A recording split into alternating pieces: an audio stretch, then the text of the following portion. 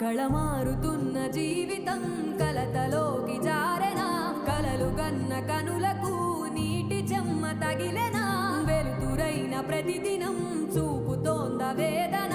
అందమైన బతుకున అలజడి చలరేగెనా ఏమిటి నీ పాపం ఏమిటి నీ నేరం చీకటి ముసిరిందే చిటికల్లోనా తీరదు నీ శోకం మార